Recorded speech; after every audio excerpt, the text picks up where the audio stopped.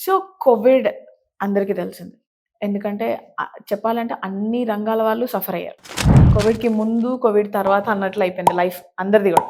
So, real estate మీద అది ఎలాంటి ప్రభావం చూపించిందంటారు? కోవిడ్ తర్వాత రియల్ ఎస్టేట్ మార్కెటింగ్ పైన ప్రభావం ఉందండి. మార్కెటింగ్ అంటే అంతకుముందు కంప్లీట్‌గా బ్రౌచర్స్ చేయడం అని, ఫ్లైఓవర్స్ స్ప్రెడ్ చేయడం గాని, డోర్ టు డోర్ మార్కెటింగ్ అని, పర్సన్ టు పర్సన్ మార్కెటింగ్ అని చెప్పేసి ఆ విధంగా సేల్స్ చేసేవాళ్ళు.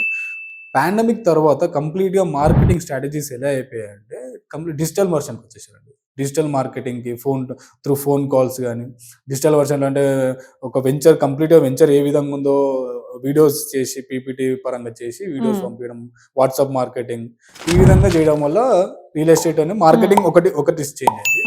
ఇంకోటి సేల్స్ పరంగా వచ్చేసి ఏమైందంటే జనాలకు ప్రాణం ఇంపార్టెంట్ గానీ ఆస్తులు కాదన్న విషయం ఒకటి అర్థమైంది ఆ టైంలో. డబ్బులు లిక్విడిటీ ఉండాలి.